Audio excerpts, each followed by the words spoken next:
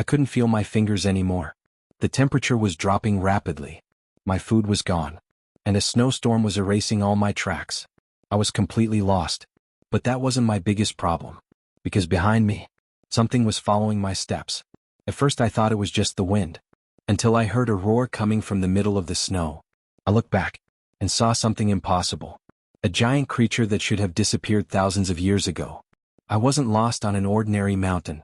I woke up in the middle of the Ice Age. A world dominated by extreme cold, giant animals, and dangers that no modern human was prepared to face.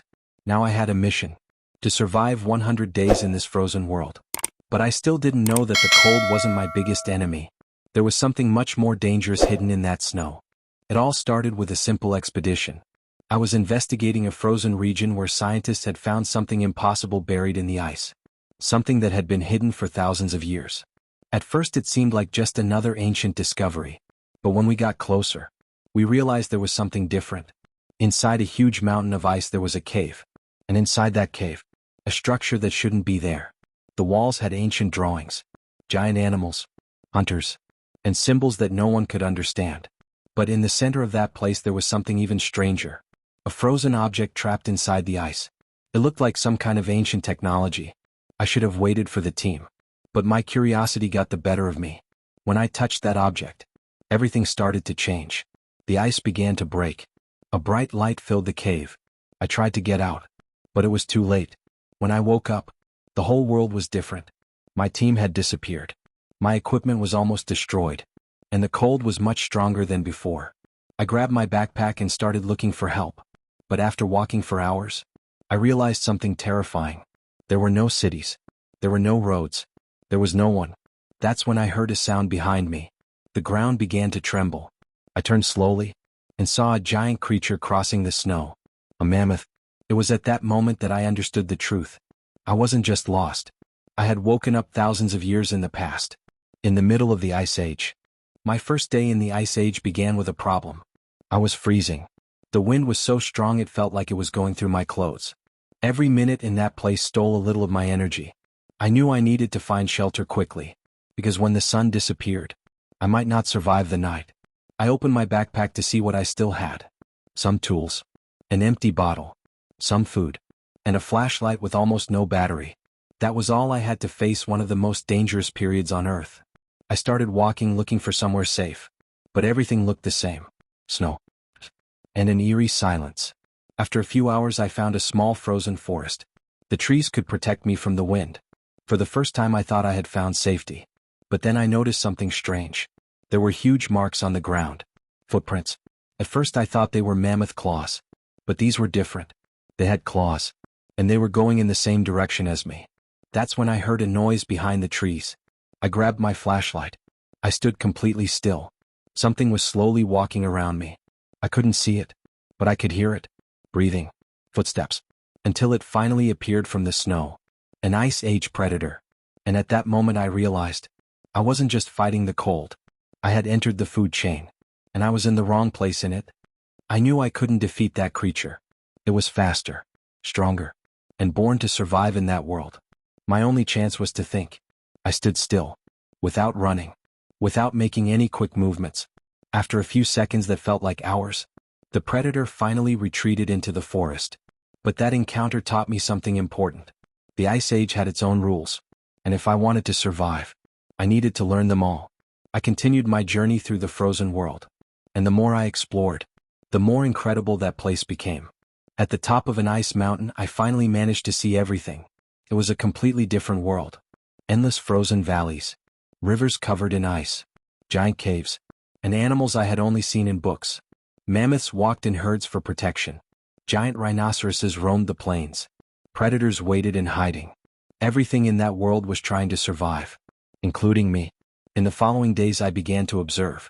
I learned which places were dangerous, which sounds signified a threat, and which tracks I should avoid.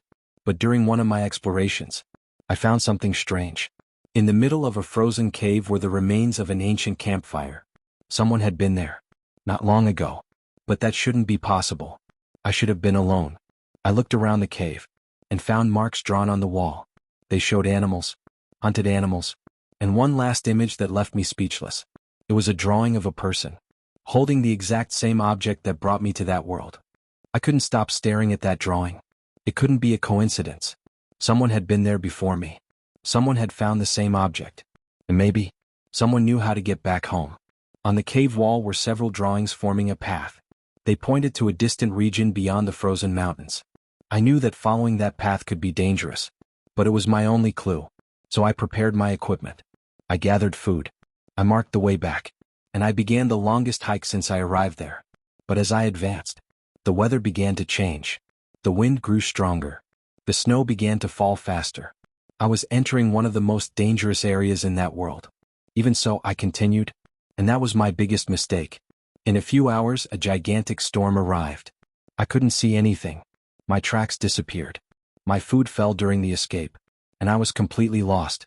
I tried to find shelter before nightfall, but then I heard something breaking the ice behind me.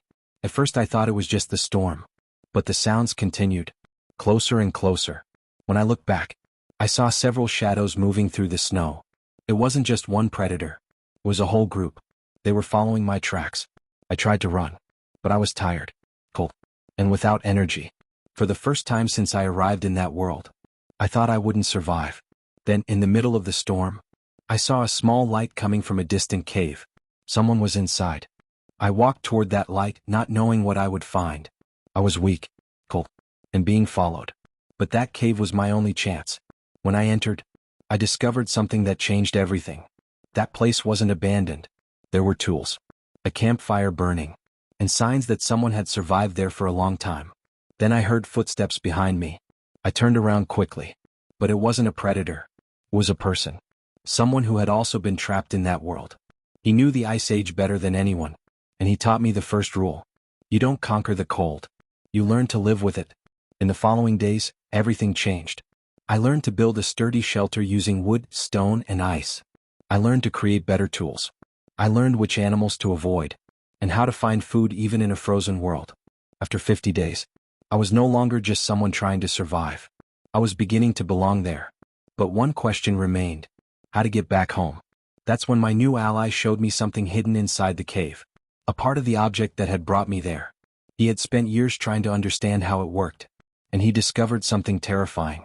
That object didn't appear in the Ice Age by accident. It was looking for something. Before I could ask what that meant, a sound echoed outside. The animals began to run.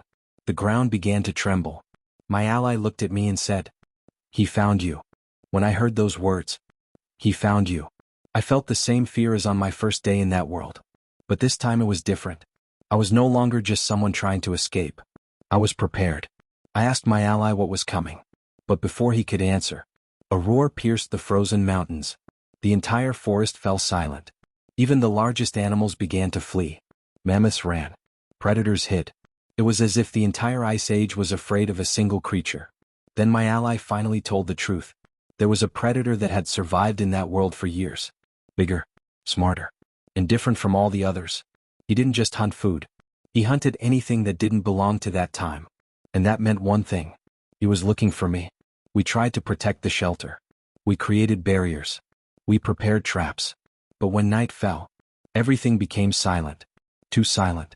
That's when we saw the first footprints. They were enormous, much larger than anything I had ever encountered. The campfire began to die down in the wind, and in the middle of the snow, two eyes appeared. He was there, the creature that made even the giants flee. My ally looked at me and said, "Now you understand. The Ice Age never tried to stop you from surviving.